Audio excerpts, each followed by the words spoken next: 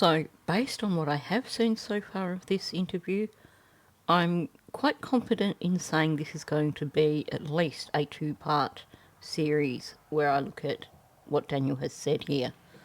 I wouldn't have thought it to be possible, but it actually seems like he is becoming even more confident. The things that he said in this interview were just a little bit mind-blowing, I have to say. Anyway, you'll see what I'm talking about if we just jump straight in. So let's just get on with it. The cadaver dogs, or the human remains dogs, were here recently. Walk me through that day. You knew that they were coming, but you didn't know when. I actually got back from a visit with my daughter, and I come home and the dogs were already, on scene, and they were there for about an hour before I got there. I didn't know the exact day when the arrival was going to happen.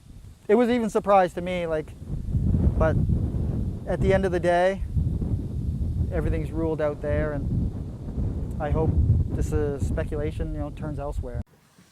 So the key focus here for him is that it's over, they've searched the property, and he hopes the speculation turns elsewhere.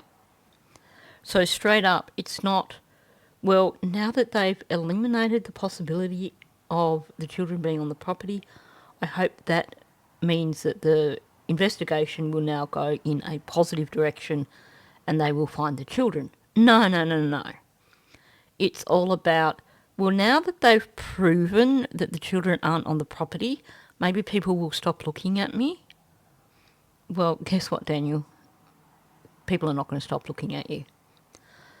What I find really interesting here is his comment that basically they arrived while he was on a visitation with Meadow. That would have been intentional. So that means that prior to when he arrived, they probably checked key locations with the dogs. And here's the thing that's worth keeping in mind. The release from the RCMP, the 2 times they talk about the dogs not locating anything, they're very specific and say the dogs did not locate any remains. So they're not actually telling us that the dogs didn't alert to anything. So it is quite possible that the dogs could have alerted to something on the property and that Daniel's just not aware of it because he wasn't there at the beginning. Also, when you hear his description of the dogs searching, you'll realise that he actually doesn't know what a dog does when it alerts. So we finally get a baseline in terms of Daniel when he's doing a retelling. His head goes still and he's looking down at the ground as he's retelling it. So he was saying about visiting Meadow and that he basically got there and the dogs were already there. I'm guessing that his comment that they'd been there for an hour comes from him probably questioning one of the handlers as opposed to him being psychic. Because obviously if he arrived after them, the only way he's going to know that they were there for an hour is if he's asked them that. Now when he mentions that, what he does there, he says, they were there for about an hour when I got there. And then it's like he goes into fast forward mode because he rolls straight into his next sentence without a breath and he's talking faster. So this is when he says that he didn't know the exact day that they were coming. But he says it in a really odd way. He says, I didn't know the exact day when the arrival was going to happen. Not when they were going to come or arrive or when they were coming or anything like that, but the arrival. So the focus here is on the event, what is happening as opposed to the dogs and the people. That to me suggests that this is possibly something that he was actually a little bit nervous about. The focus is on the arrival, not them actually being there and searching. So that is like, this moment in time when they arrive, that's what is a concern for him. In other words, them being there is the concern. Now, in terms of him doing this on fast forward, what you see here is essentially him wanting to avoid admitting to the fact that he didn't know when they were going to be there. Because he has worked really, really hard to convince people that he knows everything about the investigation, to convince people that detectives are consulting with him while they work on the case. But of course, having admitted that they arrived while he was having his visitation with Meadow, he's basically told people, yeah, I didn't really know. So then he has to say it out loud, so he says it really, really fast. And it's clear that he's actually really annoyed that they turned up when he wasn't there. You can tell that because at that moment, just when he's saying that he got back from visiting his daughter, he grips his fist with his hand. So there's just this moment of aggro you can see in his body language. What I find really curious is that when he's saying, at the end of the day, everything is ruled out there, and I hope this speculation turns elsewhere, he's shaking his head the whole time. I suspect that that's him subconsciously telling us that he knows that the RCMP are still investigating very closely in terms of looking at him and Janie and around the area.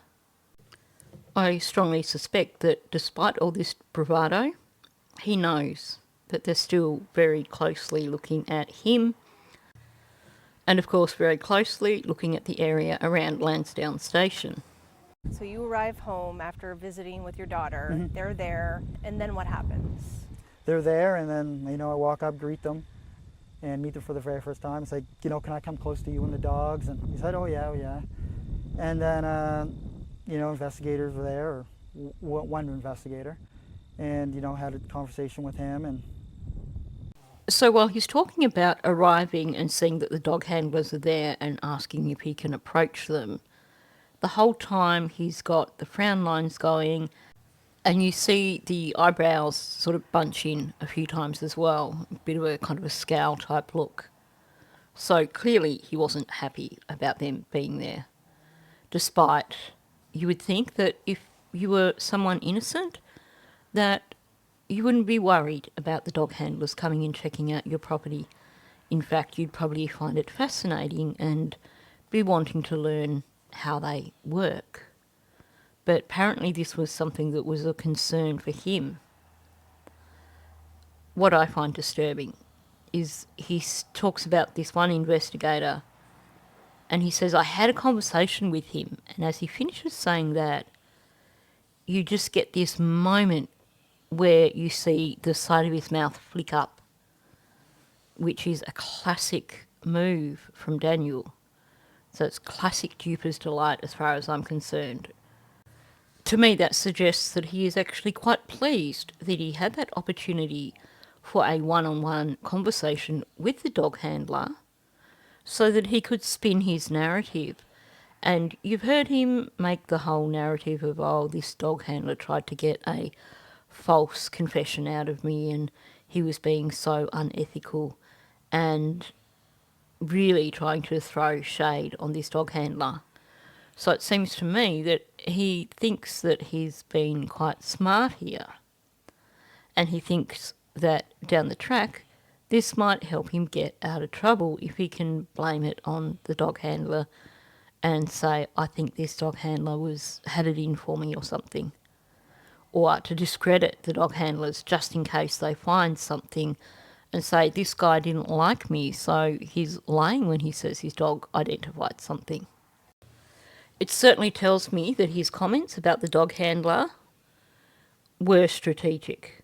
They weren't out of any concern over the behaviour of the dog handler. They were strategic. They were an attempt to discredit this dog handler, who, by the way, is a senior sergeant. So good luck with that, Daniel. And they said, like, yeah, we're going to do the property. I said, perfect, like, let's do every square inch. And that's when it began with, where do you think we should search? And in my mind, that's these guys are the best. They're supposed to be the best. They should have mapped the terrain, looked at satellite imagery, and found every single speck on that property that needed to be searched. And they should have had, you know, better coordination with reviewing those maps and people involved from the start with search and rescue to determine areas they need to search. Now, I'm going to point out the fact that that property was thoroughly searched multiple times, meaning that in terms of the dogs coming to check the property, they weren't coming to check to see if suddenly the children's remains just happened to be under the RV. They were coming to check for signs that the children had been deceased on that property. I strongly believe that they knew that they weren't actually going to find any remains on the property, and that that's not the purpose of being there.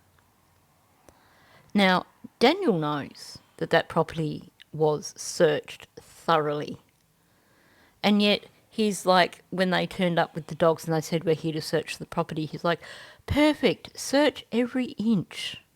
Now let's be real here.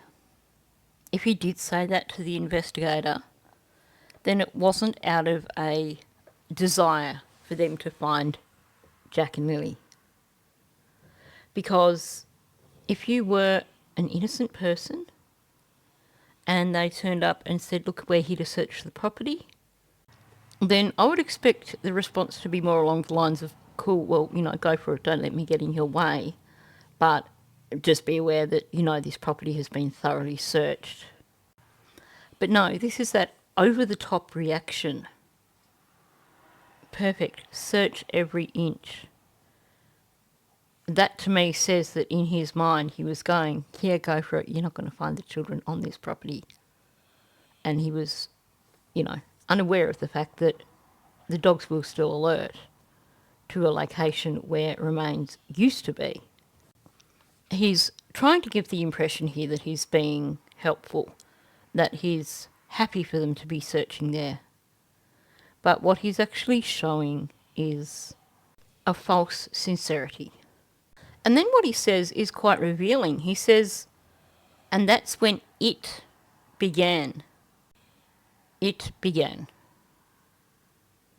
Not that's when they made a start and started looking, but it began. He's talking about something specific. And in this instance, the it that he's referring to is his special story that he's been working on. His story that he's worked so hard on to try and discredit the dog handlers.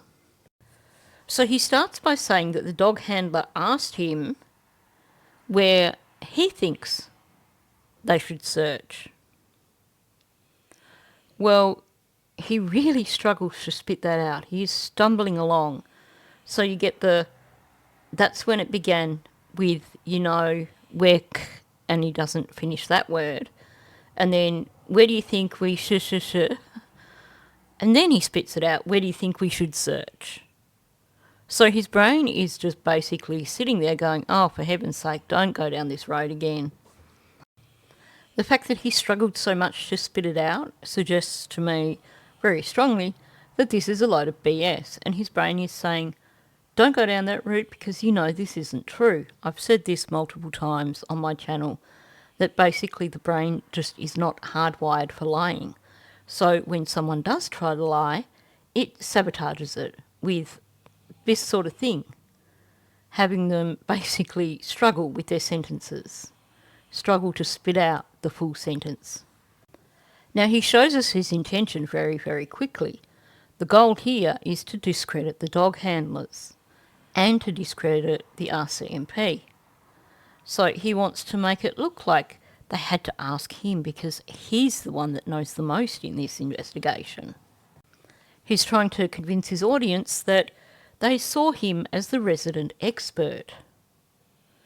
Now, I've said here that I don't believe that this question was asked, but I will just put in a little caveat here and say that if by chance this question was asked, then it would have been basically this sergeant either trying to get a read on Daniel or just taking the mickey out of him. Given that this dog handler is a senior sergeant, then it wouldn't surprise me if he was actually trying to get on a read on Daniel here, and Daniel misinterpreted it. Maybe the stumbling through the sentence is maybe this investigator was asking the curly questions and making Daniel feel uncomfortable. And this is not so much his brain going, don't lie, but more a case of anxiety kicking in, stress kicking in, because this is where things became awkward for him.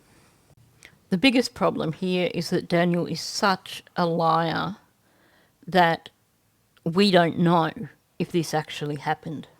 So we don't know if this is just him making it up, or if his stuttering and stumbling is him indicating that this was actually a little bit stressful for him, that he felt like he was being grilled by this senior sergeant.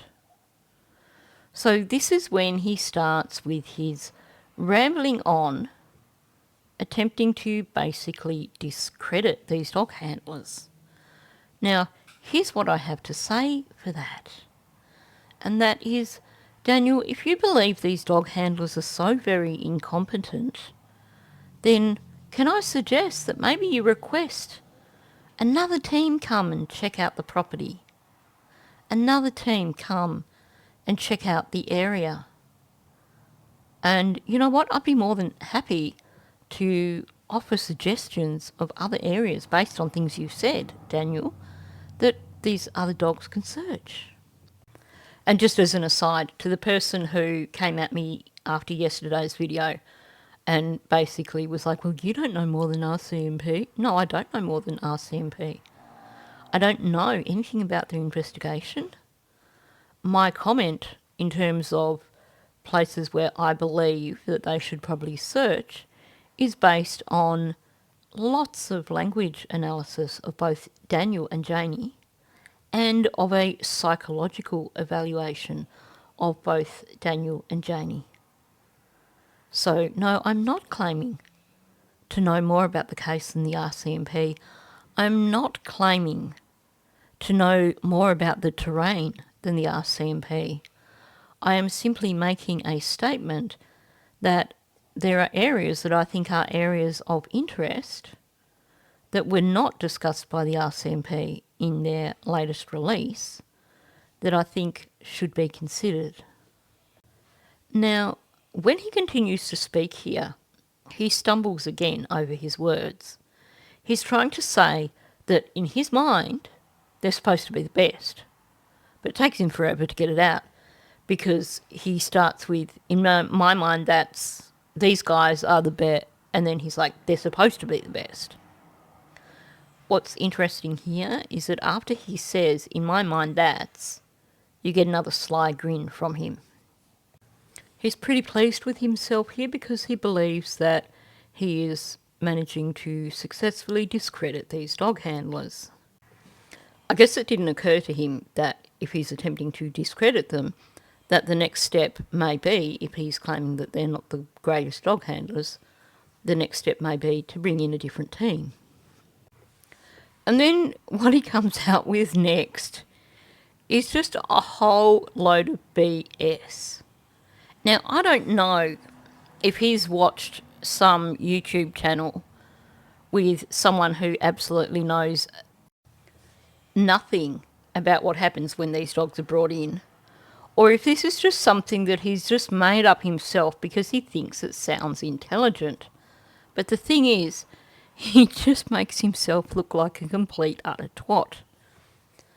So now he's saying, he's basically doing his best here to try and make them look like a bunch of country hicks who don't know what they're doing. So he says they should have mapped the terrain and looked with satellite imagery and found every single speck on that property that needed to be searched. And they should have had, better coordination with reviewing these maps and people involved from the start.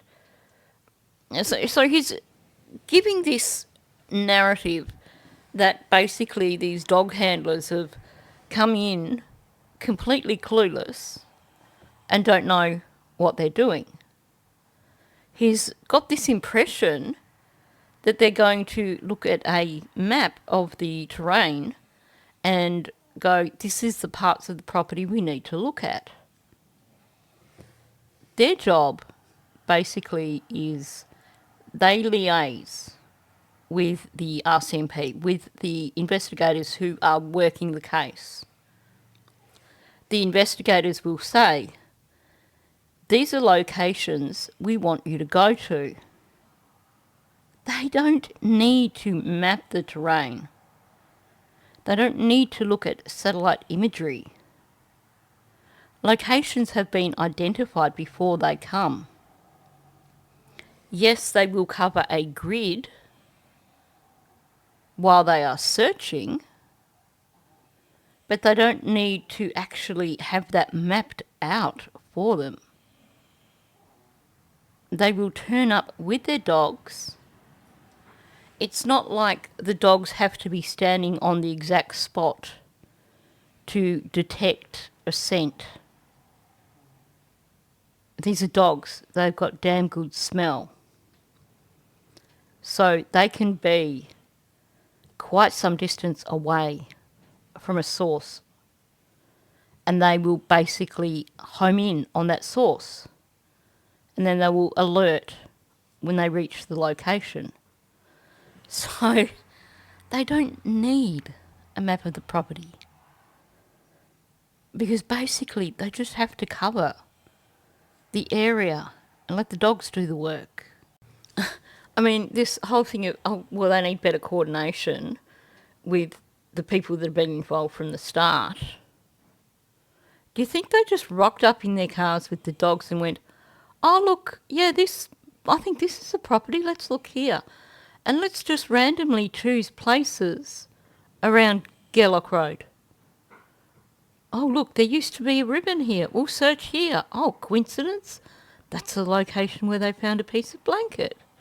Oh, look, here's a trail. Let's search here. Coincidence? That's the location where they found the boot prints. Like, seriously, these guys have been briefed before they arrive. They know exactly what they're doing, where they're doing it. So like I said, either he's just made it up completely, or the senior sergeant has basically asked him something along those lines, basically to get a reading of him. I've mentioned this before. Dog teams, these types of dog teams are new in Canada. That means that in terms of selection process for staff who are going to end up on a dog team, who are going to end up with their own dog, that's going to be a tough selection process. So these officers or sergeants will have well and truly proved themselves in whatever field they were working in before they became dog handlers. So the fact that this guy's a senior sergeant, I'm guessing that he is coming at it from a detective background. These are legitimate RCMP officers with background experience, not just in handling dogs. But of course, clearly Daniel doesn't know that, and he thinks that he can just put out this BS in public and just basically convince people that these are a bunch of clowns. What happened? Did you tell them where to search or advise them, or what did you Yeah, say? I gave them like any indication that, soft grounded areas like the marsh, the ponds, anything like that. But I said, you're welcome to do it anywhere. Okay, just wow. That has got to be the biggest bit of leakage we've had from this guy that I can think of right now. I gave them, look at any indication that, soft grounded areas, the marsh, the ponds. Consider this. Why does it need to be soft ground? If we're talking about these children wandering off and getting lost, then wherever they ended up, it doesn't matter what the ground is like. The ground could be hard as rock. However, if these children were deceased and someone took them and buried them somewhere, then yes, they would have been looking for a location where the ground was soft. He has just admitted here that the children are buried. Without realising it, he has just leaked the biggest truth in this entire case. Now, I know I mentioned in a previous video where he was talking about them looking at locations, and each time, instead of using a word, he was indicating what looked like a mound, which to me, in my mind, was like a burial mound. Now he has just said to the dog handlers, according to his narrative, that they should be looking for soft grounded areas, like the marsh and the ponds. Oh my gosh, we're back to the water references. I am now 100% certain those children are buried close to water. And he's just told us we need to look for areas where the ground is soft, because that's where you bury somebody. Particularly in May, when you're coming out of a really cold winter yet again, and the ground is frozen. You can't just dig into ground anywhere. You need it to be soft, because it'll be frozen from winter. So it does need to be in the area of a marsh or a pond. But you know what's funny? Not in a ha-ha way, but in a, yeah, right. He's been trying very hard to push the narrative online that he believes the children have been removed by someone connected to Malaya. He's been pushing very hard with this abduction theory. And yet now he's saying the most likely spot that you need to look is soft-grounded areas. Now, if he truly believes the children had been abducted, and they're like, well, where do you think we should search? And his response would be, well, I don't really know, because I don't really think that the children did wander off. I don't really think that the children are buried somewhere nearby. But no, what he says here is basically you need to look for soft ground. The only reason you need to look for soft ground is if someone is actually buried. So keep talking, Daniel. You're doing a really good job of helping people to narrow in on the location where you buried the children. You know, they did inside the house, they did, everywhere, vehicles, they did everything they could in the amount of time that they were given to do it. Okay, so first of all, I need to point something out that is just so amusing. So we had this instance a few months ago where he's obviously listened to content creators talking about his lack of movement during his interviews. So all of a sudden, quite some time back, he started doing this traffic controller arm thing where the arms were just flying all over the place. In a more recent interview, he's toned that down, which to me suggests that he heard content creators commenting how he went from no arm movements to excessive arm movements. So previously he had toned it down. Now this time round it seems like he is still trying to control those arm movements. So what he is doing is he's crossing his arms and gripping his arms, but then they keep escaping and going into air traffic controller mode again. And we're getting the big movements again. So the thing is, if you are not trying to mask your body language, then it's not going to come across as odd. It's not going to come across as you being overly rigid or as you looking like an air traffic controller while you try to overcompensate for the fact that people picked up on the fact that you weren't moving your arms previously. This guy just does not get it. So this time around, he's throwing shade at the RCMP instead of just the dog handlers. So he says, you know, they did inside the house, the vehicles, they did everything they could in the amount of time that they were given to do it. So now he's basically saying the RCMP didn't allow enough time for them to search. Well, here's the thing. You're claiming the children were abducted. That means they're nowhere near the property. They're not anywhere where the dogs are going to find them anyway.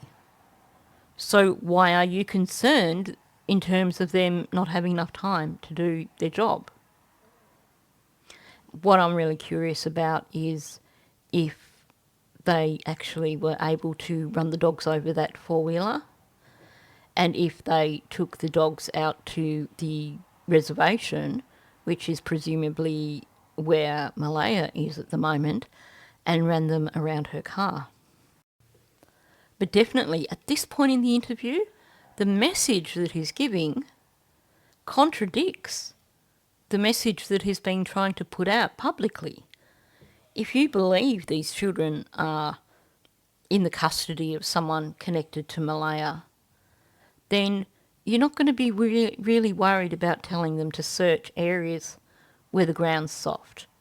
You're not going to be concerned about the dog handlers not being given enough time to search. So what did they search when they came inside? How did that go? Well, when they took the dogs like inside the house, they ran from one side of the house to the other, waiting for the dogs to, bark or pick up a scent, and nothing was located. Same with all the property. There was no indication of anything. Okay, first of all, did anybody notice the sign behind Daniel? It looks like it is a sign warning people to watch out for Daniel running ahead of the helicopters. It is certainly someone running very, very fast. And it actually looks like Daniel is giving a demonstration in this freeze frame. I didn't actually intentionally freeze it in this spot. It just happened coincidentally to be where I paused it and did the screenshot. But I just thought I would share this because it is just a little bit amusing. So apparently nobody actually explained to him how it works when dogs pick up a scent. The running from one side of the house to the other, yes, that's them looking for the scent. But if they pick up a scent, they don't bark. They go to the spot where they pick up the scent, and then they will basically sit or they will drop. So this is footage from body-worn camera from one of the handlers in the Maddie Soto case. So this vehicle was Madeline Soto's mother's vehicle, and this is Canine Archer, I believe. And what you will see is that he has alerted to the wheel arch. He's decided, yep, that's it, and he basically drops down. So that's what it looks like when a dog alerts. They do not bark. And like I mentioned at the start of this video, if you look at the wording of the RCMP release, the update, you'll see that it's very carefully worded to say that the dogs did not find any human remains. It actually doesn't say anywhere that they didn't alert to an odour of remains. There's a difference. When you look at Canine Archer there, when he's alerting to Jen Soto's vehicle, there were no remains in that vehicle. But Stephen Stearns had returned to the location where he left Maddie in that vehicle, and he must have touched that wheel arch. Or it could also have been from the evening after Maddie was reported missing, because there is one point in time when they are outside near Jen's car and Stephen is actually leaning on the car. So it could be like a secondary transfer and he had that odour on his clothes. Either way, the dog alerted to the car when there were no remains. What they've told us from the RCMP is that the dogs did not find remains. They haven't said the dogs did not alert to any odours. And I'm kind of thinking that given that Daniel doesn't actually know what an alert looks like, that he probably wouldn't know if they had alerted or not. And, you know, you can bet if those dogs alerted in a location where it was pretty damn obvious that there were no remains, then that is something that is going to be kept under wraps. It's not going to be told to anybody on that property, and it's certainly not going to be released to the public. They didn't do it once. They took in both dogs. They did the whole thing. They did like up the road. They did the blanket site. They did pipeline where the boot print was found. I mean, they exhausted every single area within Lansdowne. Okay, so I paused the video a bit too soon there, didn't I? Because basically after what he said about there being no indication of anything, we then saw the classic Daniel lizard lips going on. Basically sticking out his tongue and licking his lips. Now, obviously, from what he said, we can tell that he's not lying in terms of him believing that they hadn't indicated on anything. Because if he believes that the dog barking is how they indicate, then he's not going to know if the dog's indicated. So I think in this instance, what is happening here is a bit of deception. Him saying that there's no indication of anything when basically he really doesn't have a clue. He admitted that he got there an hour after the handlers, and they were there for 3 days. So I think we can be pretty certain that he wasn't present with them the entire time that they were working. So I think he's being a little bit overconfident here, trying to give the impression, yet again, that he was a big part of the investigation and he knows everything. I think that's why we get the lips, the lip licking, the lizard tongue.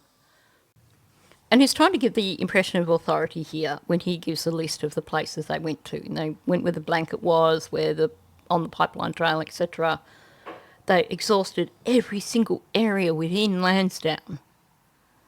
Well, no, they covered about 40 square kilometres, which, as I've previously mentioned, actually isn't a large area when you think of square kilometres.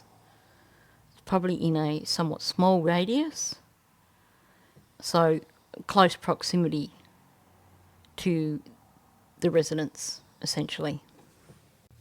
But again, basically he is trying to, first of all, create the impression that he is a huge part of this investigation. He knows everything that's going on because they're communicating with him every step of the way. And at the same time, this is him basically attempting to shut down all the speculation about him. He's basically trying to use this to convince people you can stop talking about us and blaming us what happened to the children, because the dogs have completely ruled that out now, which we know is not the case. A well-trained, experienced dog has about a 94 to 97% success rate. And I've said this before, this is a new program. This program only began in 2016. So we're talking about handlers who this is their first dog. We're not talking about handlers who've been doing this for 20 years, have worked with 3 or 4 different dogs, and who are experts in their field. Essentially, they're still novices. Yeah, the pipeline trail right here where we're standing. Mm-hmm. They spent every hour they could searching, not planning or anything like that. I mean, they were boots on the ground, just doing whatever they could. Seriously, he's putting in so much effort to try and convince his audience that he's an expert on this and that he knows how it should all operate. And they didn't spend any time planning. They were just boots on the ground. That's their job. You're not going to bring in a dog team and make them sit there for 2 days and read up on the case. You are going to bring in a dog team. You're going to brief them on the case, and you are going to tell them the locations they need to look at. And let's be real. You can bet those dog handlers weren't just there on their own, but that there were detectives there for them to consult with while they were working. But Daniel is trying his best to give the impression that these dog handlers just rocked up on their own. No knowledge of the case, just let their dogs run free and didn't really know what they were doing. And that Daniel here was the expert who had to guide them. In his effort to sound like an expert, he just makes himself sound like a complete utter tool. Now, the next part of the interview is his interaction, or him discussing his interaction with one of the dog handlers. And I think, to be fair, because there is so much to unpack on that one, I will do that in a separate video tomorrow. That way I'm tackling it fresh, for starters, and I'm not looking at the time on the video and going, oh gee, that's getting a bit long. I'm not going to miss any important points. If you remember, keep an eye out, because I will be also this afternoon making a start on the first part of my analysis of what was going on with that RCMP guy in his interview. So yeah, members, keep an eye out for an additional video really soon. Okay, so on that note, thanks for listening. If you are new to my channel, please subscribe. It's free and it helps my channel. Also, please hit that like button and please leave a comment below. Thank you, and I'll catch you in the next one.